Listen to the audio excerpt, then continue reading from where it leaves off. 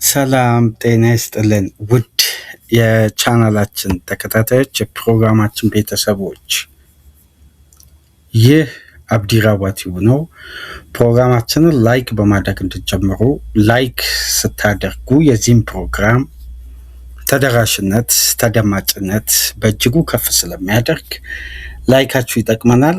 ላይክ እያደረጋችሁ ፕሮግራማችንን ማድመጥ እንድትጀምሩ።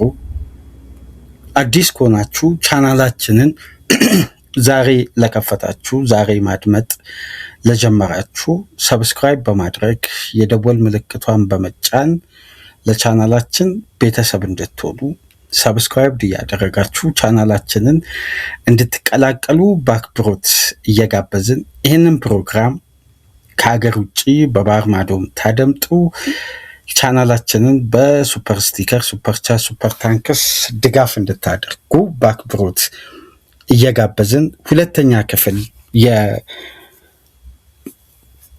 የዛሬው ፕሮግራማችን በቀጥታ ትኩረት የሚያደርገው እስቲ በንቃት ዝውውሩን በስሌት በብስለት በእርጋታና በስልት የአማካይ ክፍሉን ጤናማ በሆነ መልኩ በአስገራሚ ስትራቴጂና ቅኝት በዝውውሩ የማይገመት ቡድን ሆኖ ጤናማ ግንባታ የሚያስፈልገውን ክፍተቱን ድክመቱን የለየው ማንቸስተር ዩናይትድ አሁንም ግሩም የዝውውር ሂደት ለማካሄድ እርጋታን መርጦ መስከንን አስቀድሞ ብልሃትን ደግሞ በእጅጉ ዋና መስመር አስይዞ እየተጓዘ የሚገኝበት የአማካይ ክፍል ግንባታውን የበለጠ ለማጠናከር የመጨረሻ ሶስተኛ ተጫዋች እንደሚያስፈርሙ ታውቋል።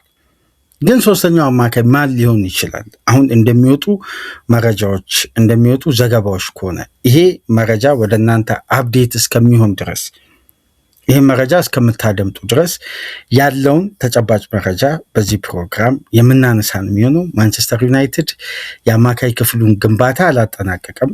ሁለት ተጫዋቾችን ቢያዘዋውርም ተጨማሪ በገበያ ላይ እያሰሰ መሆኑን በርካታ ጊዜ ሲነሳ ሲነገር ሰምታችኋል ብዬ አስባለሁ በተደጋጋሚ። አሁን ደግሞ የበለጠ ዩናይትድ በትኩረት ሂደቶችን ለማካሄድ የአማካይ ክፍሉን ለማጠናከር የሚያደርገውን ጉዞም ግስጋሴ አጠናክሮ ቀጥሎበታል። ዩናይትድ በዚህ የዝውውር መስኮት የማይጠበቅ የማይገመት ዝውውሮችን እያካሄደ ውጭ ላይ የምንሰማቸው እውነታዎች ሌላ ናቸው፣ ውስጥ ላይ ያሉት እውነታዎች ሌላ ናቸው። ከዚህ በፊት ታስታውሱ እንደሆነ የዩናይትድ ሶስቱ ስቴፕ የዝውውር ሂደት ከፋፍለውት ነበር። እንደውም የበለጠ ለክለቡ ቅርበት አላቸው የሚባሉ ሪፖርተሮች ማንቸስተር ዩናይትድ የ80 ሚሊዮን የ40 ሚሊዮን የ20 ሚሊዮን አማካይ ከሎው ክላስ ሚድል ክላስ ሃይ ክላስ አማካይ ያስፈርማል ብለው ገልጸዋል ብለን መረጃውን አጋርተናችሁ ነበር። ግን ሁኔታውን ደግሞ ነባራዊውን ሁኔታ በደም ስንቃኝ ዩናይትድን ለመረዳት የግድ የሚያስፈርመውን ተጫዋች ጠብቆ አስተያየት መስጠት አይደለም። እያደረገ የሚገኘውን ጉዳይ ግን ብስለት የተሞላው መሆኑን ከርቀት ሆኖ ለተመለከተ እርጋታውና መስከኑ ምን ያክል ይሄ አማካይ ክፍል ለውጥ የተደራጀና እጅጉን ጥገናዊ ለውጡ አስገራሚ እንደሆነ የበለጠ ደግሞ ባላንሱን መጠበቁ እያስደነቀ ነው የሚገኘው። አማካይ ክፍልን በአዲስ ኢነርጂ በአዲስ ፍላጎት በሚጎለብት አቅምና ወጣት ታለንት ከኤክስፒሪየንስና ሊጉን በላቀ ደረጃ አዳፕት ባደረገ ተጫዋች ሁለት ተጫዋቾችን ሳንቶስን ዩሪ ቴለመስን በማምጣት ጥገናዊ ለውጡ በእርጋታ ግን በጣም አስገራሚ ባላንስን 75 በመቶ ገነባ። አሁን የተቀረው 25 በመቶ ከምን መመዘኛ ሊያስፈርም ይችላል የሚለውን ጉዳይ ስንመለከትና የወጡ መረጃዎችን በቀጥታ ስናያይዝ አሁንም ይሄ እርጋታ የዩናይትድ ሌላ አስደናቂ ዝውውር ይዞ ሊመጣ ይችላል። ተመልከቱ፣ ቡድኑ በገበያ ላይ ከማቲያስ ፈርናንዴዝ ሊያገኝ የሚችለውን ኳሊቲ ከአንድሪ ሳንቶስ ያገኛል።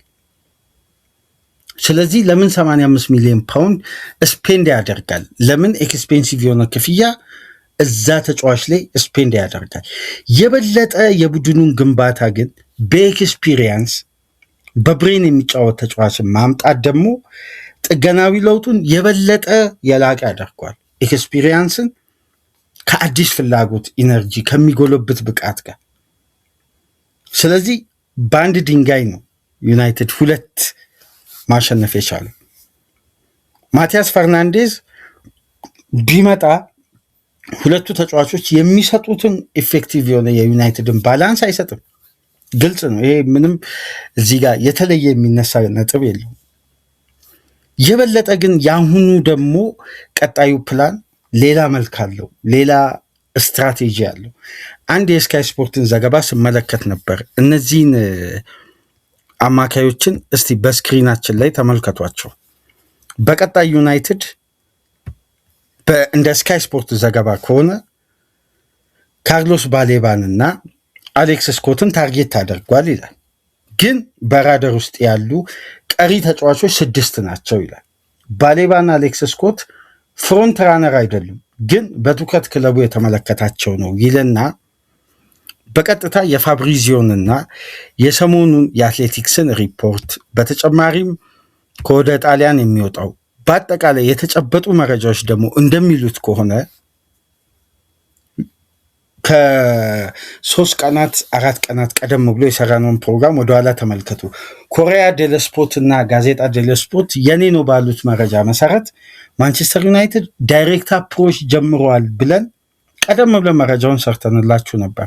ከጣሊያን ታማኝ ጋዜጦች ከነጋዜጦቹ አረጋግጠንላችሁ እነዚህ የጣሊያን ሚዲያ አላግባብ አይደለም ይሄን መረጃ ይዘው የወጡት። ዩናይትድ 50 ሚሊዮን ዩሮ ለመክፈል ፈቃደኛ መሆኑን ለሮማ አሳይተዋል በማኑ ኮኔ ዝውውር በኩል ብለን ከቀናት በፊት ሚድ ዴሊማ የሚለውን ፕሮግራም መለስ ብላችሁ አድምጡት እና ፋብሪዚዮ ትናንት በስቲያ ትናንትም አረጋገጠ ማንቸስተር ዩናይትድ ዳይሬክት አፕሮች እንዳደረገ። የበለጠ ደግሞ ለዩናይትድ ትልቁን አድቫንቴጅ የከፈተው ምንድነው? የማኑ ኮኔ ተወካዮች ከማንቸስተር ዩናይትድ ኃላፊዎች ጋር ያላቸው የቀረበ ግንኙነት ነው።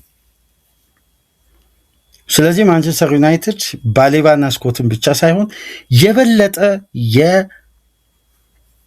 የማኑ ኮኔን ሁኔታ በቅርበት ተከታትሎ እንዳጠናቀቀ፣ በጉዳዩ ላይ እንቅስቃሴ እንደጀመረ፣ እንቅስቃሴ መጀመሩ ብቻ ሳይሆን 50 ሚሊዮን ዩሮ 42 ሚሊዮን ፓውንድ ዩናይትድ 150 ሚሊዮን ፓውንድ ያክል ራሱ ስፔንድ አያደርግም ማለት ነው ሳመር ላይ።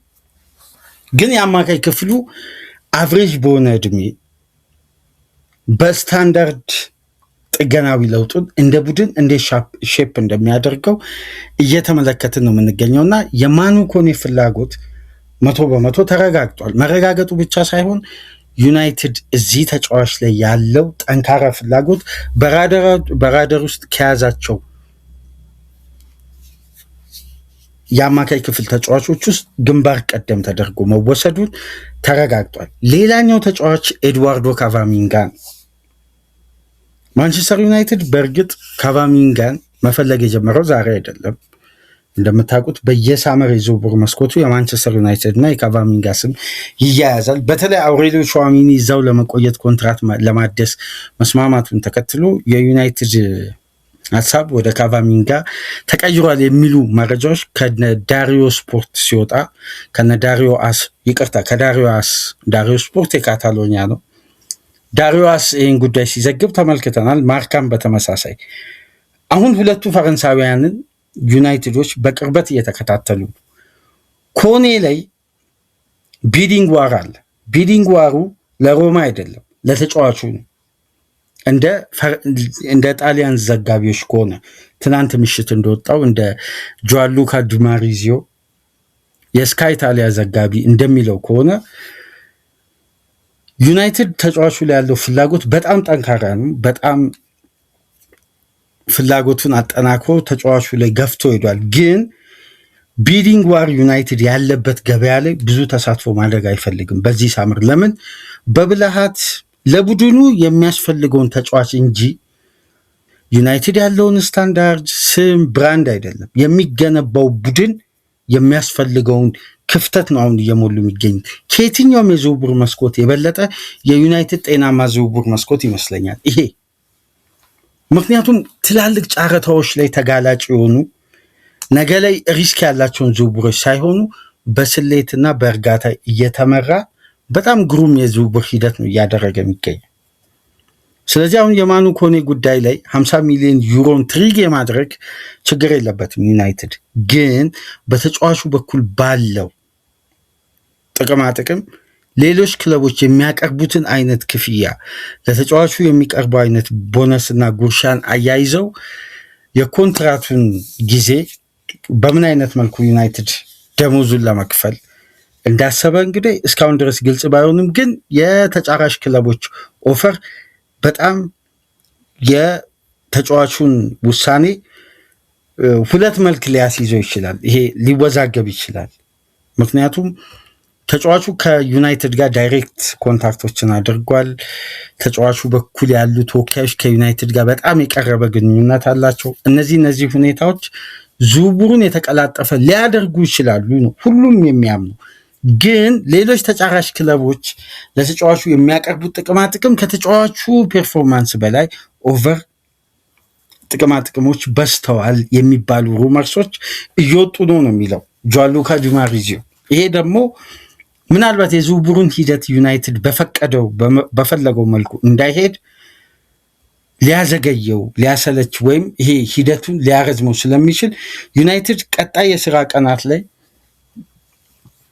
የበለጠ በዚህ ተጫዋች ላይ የሚያደርጋቸው ስቴፖች ይጠበቃሉ። ወይ ተጫዋቹን በቀጥታ ለማስፈረም የሚደረገውን ጥረት ወደ ፋይናል ስቴጅ ይወስደዋል። ምክንያቱም ዩናይትድ እና ሮማ መካከል ለስምምነት የሚያበቃ ብዙ ዲሎች ከበስተጀርባ እንዳሉ ሁሉም የጣሊያን ሚዲያ እየዘገቡ የሚገኙት አሁን የተጫዋቹ በኩል ያለ ሂደት ነው። በተለይ እነዚህ ማዲቴሪያን የሚባሉ አደራዳሪ አካላት ሌሎች ክለቦች ገብተው የተጫዋቹን ተጠቃሚነት እንዲያበዙት ይፈልጋሉ። ምክንያቱም ሌላው ክለብ ገባ ማለት ይሄ እየተደራደረ ያለው ክለብ ከዛኛው ክለብ ተጫዋቹ እንዳያመልጠው ብሎ ተጨማሪ ኦፈርን እንዲያስተካክል ማለት ነው። ታስታውሱ እንደሆነ ቪክተር ዮኬሬሽ ላይ ተደራዳሪ አካላት ማንቸስተር ዩናይትድ እንዲገባ ያደረጉት አይነት ሲስተም ማለት ነው። ልክ እንደዛ አይነት ሁኔታ ለመጠቀም እየጣሩ ነው። ግን ዩናይትድ የላቀ አድቫንቴጅ አለው ይላል ጂያንሉካ ዲማርዚዮን። ደግሞ በጣም የሚታመን የጣሊያን ስካይ ጣሊያ ሪፖርተር ነው። ይህን ምሽት ላይ መረጃ ይዞቷል። እና ማኑ ኮኔ ከዩናይትድ ጋር ስሙ መያያዙ ሩመርስ አይደለም፣ ከሩመርስ ያለፈ ነው። ጭምጭምታ ዝም ብሎ አንድ ተጫዋች አንድ ክለብ አማካይ ሲፈልግ ያን ክለብ ከሆነ አማካይ ጋር ስም ማያያዝ ሩመርስ አይደለም። ዳይሬክት አፕሮቾች እንዳሉ ሁሉም የታመኑ ሚዲያዎች አረጋግጠዋል። ነገር ግን አንድ ይሄ የእግር ኳስ እውቅ ተመልካቾች አንድ ቡድን የሆነ ዲፓርትመንቱን በተለይ ስር ነቀል ለውጥ ሲያደርግ ባላንስ ለማድረግ የቴክኒክ አቅማቸውን ለማጎልበት ሲል የሚወስዳቸው ቴክኒካዊ እርምጃዎች አሉ ብለው የሚተነትኑ አሉ። በዩናይትድ በኩል ለምሳሌ ባለፉት ዓመታት ዩናይትድ የግራኝ እግር ኳሊቲ ያለው አማካይ የለውም። ስለዚህ ይሄን ጥራት ለማጎልበት ካቫሚንጋ ላይ ሊሄድ ይችላል የሚሉ ደግሞ የየራሳቸው ግምት የሚያስቀምጡ አሉ። በሁለተኛ በኩል ደግሞ ካርሎስ ባሌባ። ምክንያቱም የካቫሚንጋ የዝውውር ዋጋ እንደምታውቁ 65 ሚሊዮን ዩሮ ነው፣ 56-57 ሚሊዮን ፓውንድ። ባሌባ ሂሳብ ወርዶ 50 ሚሊዮን ፓውንድ ሬት እንደተደረገ ከወደ ብራይተን የሚወጡ መረጃዎች ያሳያል፣ ሌሎች ክለቦች። ስለዚህ ዩናይትድ በዚህ ገበያ ላይ በተመጣጣኝ ዋጋ ብቃታቸውን በሚመጥን ክፍያ ማዘዋወር ማቀዱን ተከትሎ እነዚህ ሶስት ተጫዋቾችን ሳይክል ካያችሁ ለዩናይትድ ፈንድ ለማድረግ ከብቃትም ከእድሜም ከአስተማማኝነትም አንጻር ኢፌክቲቭ የሆኑ ፕላኖች ናቸው። ስለዚህ ቀጣይ ውሳኔው የዩናይትድ ነው። እዚህ ጋር ግን ይሄ እስከሚወጣበት አፕዴት ነው። ሌላ ያልተገመተ ተጫዋች ዩናይትድ ሊያስፈርም ይችላል። ይሄን አስምሩበት። ዩናይትድ እነዚህ ተጫዋቾች በፊት ገጽ በኩል ከዩናይትድ ጋር ስማቸው እያያዝ እንጂ ያልተጠበቀ ተጫዋች ሄዶ እንደ ቴለመስ ድንገት ኤክስክሉሲቭ ኒውስ ብለው እነ ኦርኒስተን በድጋሚ ይዘው ሊመጡ ይችላል። አሁን ባለው እውነታ ግን ኮኔ፣ ባሌባ፣ ካቫሚንጋ ተቀዳሚ ናቸው። ሁለቱ የግራኝ እግር መሆናቸው ደግሞ ይሄ የአማካይ ክፍል ኳሊቲንና አጠቃቀም ላይ የበለጠ ለማዘመን የግራውን 8 ቁጥር በቀኝ እግር ተጫዋች ቴክኒካሊ ከማጫወት የበለጠ የቦታውን አቢሊቲ በሚረዳና ፍሌክሰብል በሆነ ተጫዋች ደግሞ የግራኝ እግር ማጫወት ሊያስቀድሙ ይችላል። ይሄ በነገራችን ላይ ቴክኒካሊ የሚሰጥ ትንተና ነው።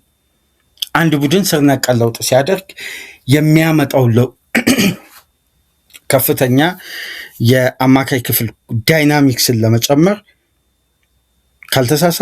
ከተሳሳትኩኝ ታርሙኛላችሁ። ከማቲች በኋላ የዩናይትድ የግራኝ እግር አማካይ ያለ አይመስለኝም። በተለይ በጎለበተ በጥሩ ፖቴንሻል የሚጫወት ምክንያቱም የግራኝ እግር አማካይ ክፍል ተጫዋች ያላቸው ቡድኖች በጣም የሜዳ ውስጥ አማራጫቸው ይሰፋል፣ በዛው ልክ ይባላል። ለምሳሌ በብዙ ክለቦች ውስጥ አሁን በቅርብ ዓመት ከፍተኛ እድል የሚያስመዘግቡ ክለቦችን ብትመለከቱ ለምሳሌ ፒኤስጂ ፋቢያን ሩይዝን የግራኝ እግር ተጫዋች በስፔን ብሔራዊ ቡድን አይታችኋል። ከፈረንሳይ ጋር እንዴት አይነት አስደናቂ ተጫዋች እንደሆነ በስፔን በዛ መልኩ ተረድተው እስከሚወጡ ድረስ የአድራን ራቢዮን ሚናን ተመልከቱ። የግራኝ እግር ተጫዋች ሲኖር ጫናን የማቅለል ቴክኒካሊ ሜዳን የመረዳት አቅም በተፈጥሮ ካላቸው ኳሊቲ አንጻር ጭንቅን፣ ጣጣን፣ የሚመጣውን ጫና የመቋቋም አቅማቸው ከፍተኛ ነው ስለሚባል እንዲህ አይነት ቴክኒካዊ እርምጃዎች ሊወሰዱ ይችላሉ። እሱ በግል ባለሙያ የተሰጠ ትንተና ነው። እዛ ጋር እነዚህ 3 ተጫዋቾች አሉ። ግን አንድ ተጫዋች ነጥለን ማየት አለብን። አሌክስ ስኮትን ዩናይትድ ካስፈረማቸው ተጫዋቾች ከሚፈልጋቸው ተጫዋቾች ሁሉም የላቀ ሊጉን የሚፈልገው ሙሉ አማራጭ የያዘ ተጫዋች ደግሞ አሌክስ ስኮት። ስለ አሌክስ ስኮት ሲነሳ ለምን ዩናይትድ አሌክስ ስኮትን ፈለገ የሚለው ጉዳይ በአብዛኛው ሲነሳ ሰምቼ አላቅም። ምናልባት ሰምታችሁ ከሆነ በኮሜንት መስጫ ላይ አስቀምጡ። አሌክስ ስኮት በሊጉ ከሚገኙ አማካዮች አጠቃላይ በኢንድ ቱ ኢንድ ጌም ከአንደኛው ሳጥን ሌላኛው ሳጥን ከፍተኛ ጉልበት፣ ኢነርጂ፣ ፍጥነት በማይደክሙ እግሮች በማይዝሉ ጉልበቶች የሚጫወት ተጫዋች መሆኑ ብቻ ሳይሆን ቴክኒካሊ ከኳስ ጋር የተሟላ መሆኑ የተጫዋቹን ተመራጭነት ልዩ ያደርጓል፣ ወይም ሳጥኑን የተለየ ያደርጓል። ይሄ ምን መሰላችሁ? በ90 ደቂቃ የሚሸፍነው ኪሎ ሜትር። ለምሳሌ ዩናይትድ ከኳስ ውጭ በሚያደርገው ጫና የዚህ ተጫዋች ማልቲ ኤሪያ ዳሜጅ፣ ይሄ አሌክስ ስኮት ማለት እንዴት መሰላችሁ?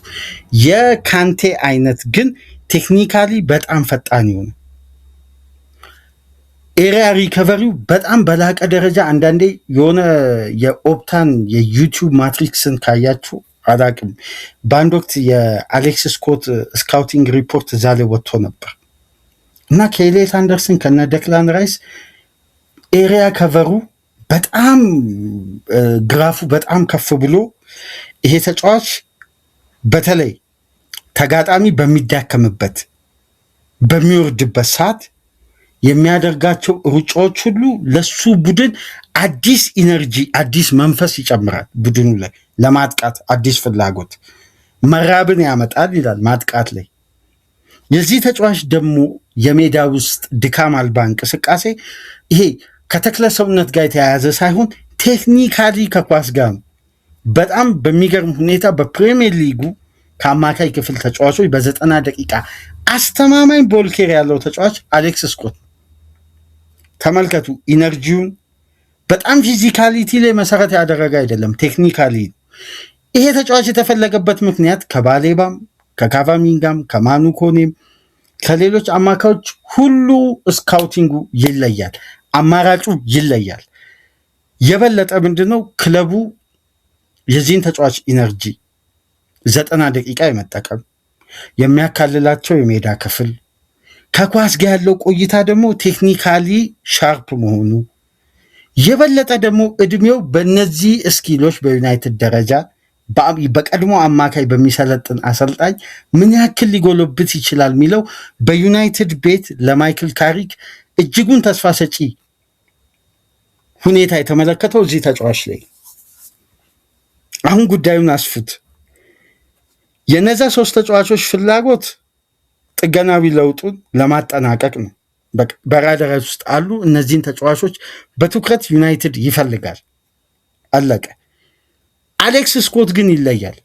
የዩናይትድ ፍላጎት አሁን ሜዳን አካለው አግሬሲቭ ሆኖ በሁለቱም የሜዳ ክፍል ባላንስ አድርጎ በፍጥነት በጉልበት በቴክኒክም የተሟላ ተጫዋች ሆኖ ፍላጎቱ ተጋጣሚ በሚደክምበት ሰዓት በሚዝልበትም ሰዓት ላይ የሚነሳ ኢነርጂ ያለው ነው የሚሉት እና የአሌክስ ስኮት በ90 ደቂቃ ከቨር የሚያደርገው የሜዳ ክፍል አንዳንድ ስታቶች ወጥተው በደንብ ስመለከት ነበር። አሁን ለምሳሌ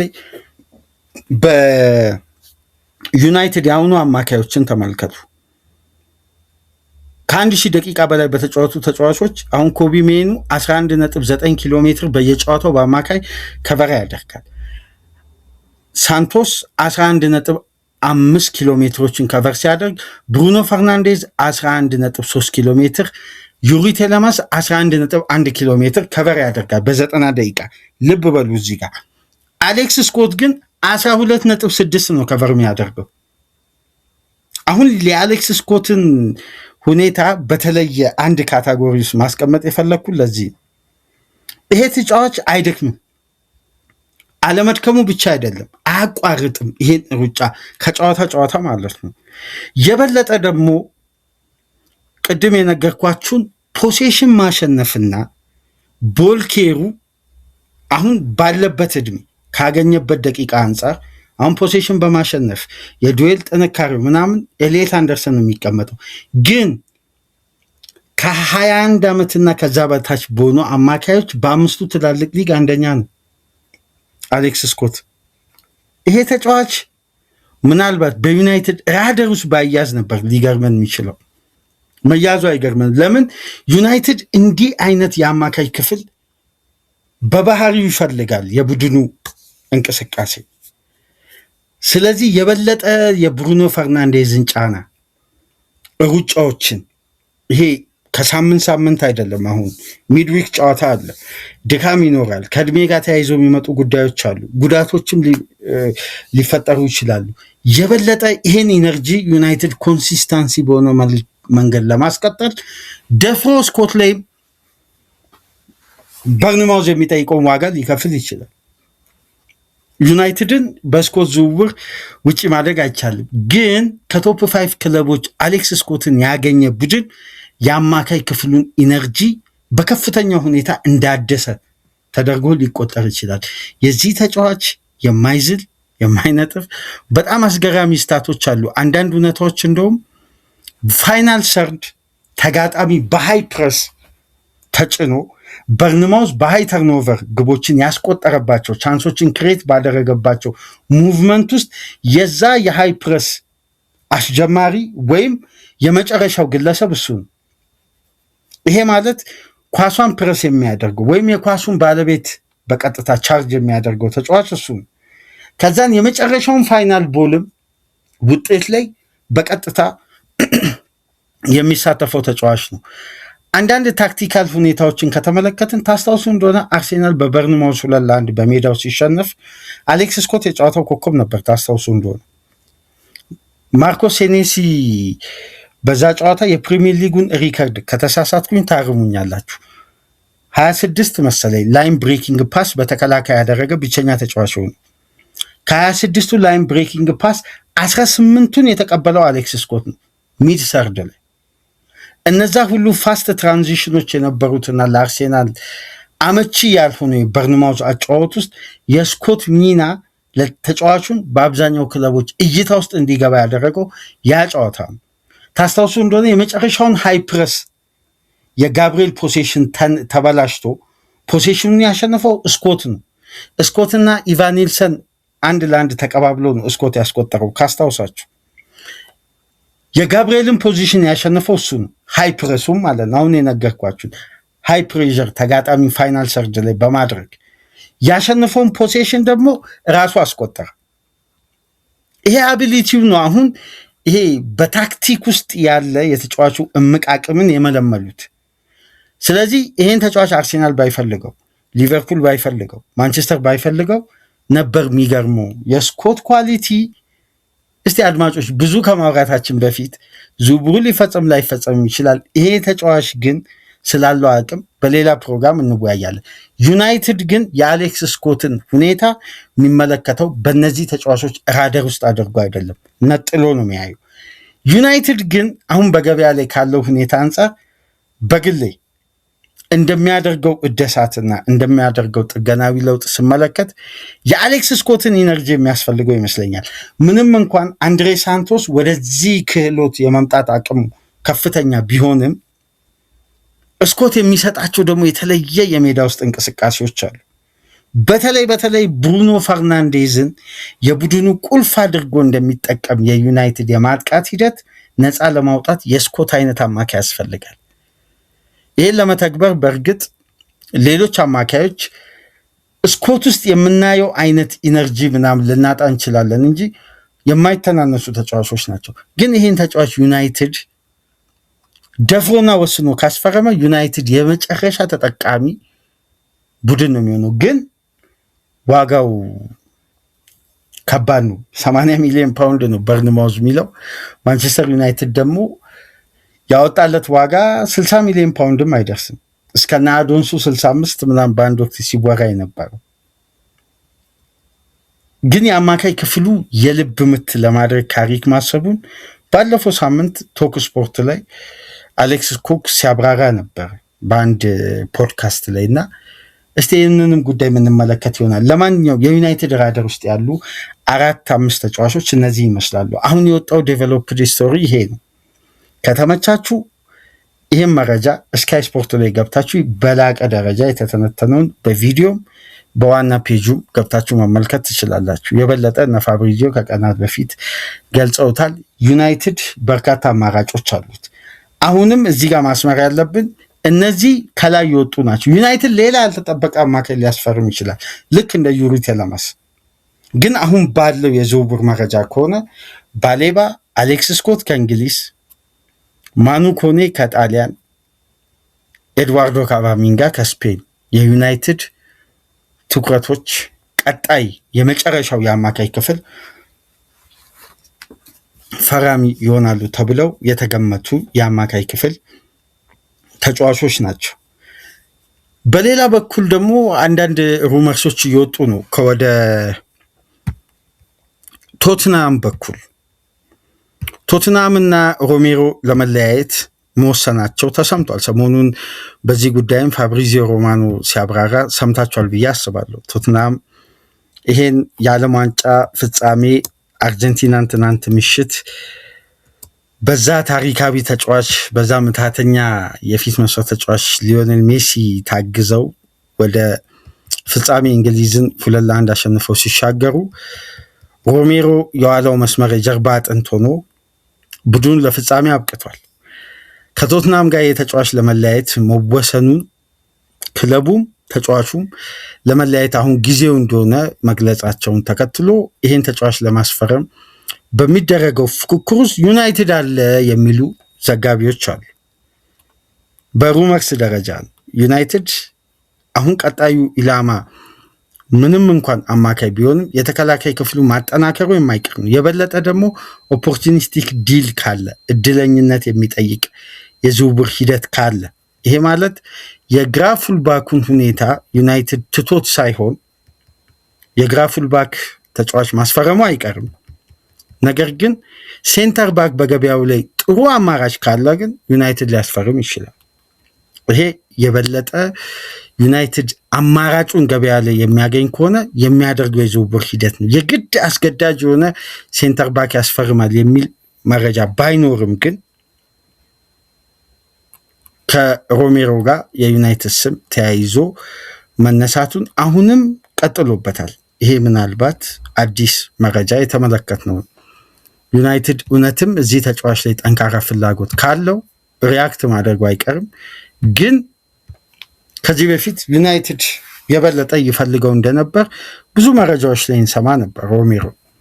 እስቲ በቀጣይ ምን እንደሚፈጠር በዚህ በኩል እንመለከታለን። የመጨረሻው መረጃችን የሚሆነው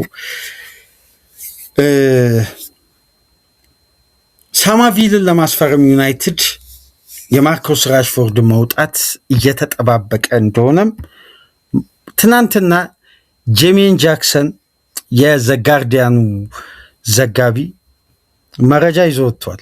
ኤክስክሉሲቭ ኒውስ ብሎ ምክንያቱም የለንደን ኮረስፖንደር ስለሆነ የበለጠ የዩናይትድ ዘጋቢ ለንደን የሚገኝ ስለሆነ የበለጠ ከዌስትሃም መረጃውን አግኝቷል። ዩናይትድ በቀጥታ ዳይሬክት አፕሮች አድርጎ የሚያስፈልገውን ቅድመ ሁኔታ ተነጋግሮ አሁን ግን ማርከስ ራሽፎርድን መሸጥ እንደሚፈልግ እና የራሽፎርድ ሽያጭ ደግሞ አሁን እንደሚወጡ ዘገባዎች ከሆነ እስከ ዴድላይን ዴይ ድረስ ሊሄድ ይችላል።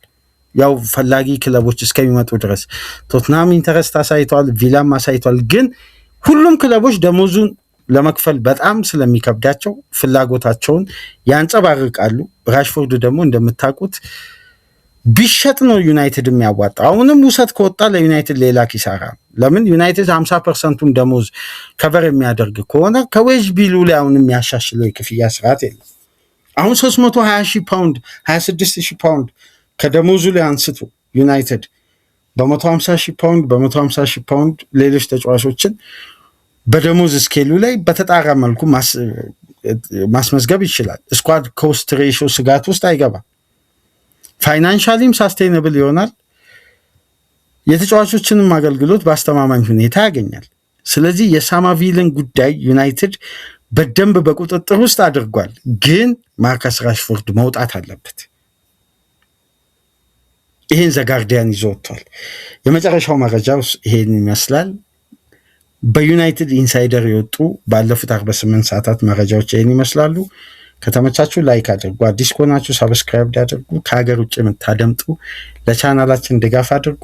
በሁለት ፕሮግራም ዕለተ ሐሙስን ከእናንተ ጋር ቆይታ ያደረግን ደማቁ የአርጀንቲናና የሊዮኔል ሜሲ ድል፣ የማንቸስተር ዩናይትድ ዝውውር የሐሙስ ፕሮግራማችን ነበር። ሰላም ቆዩ።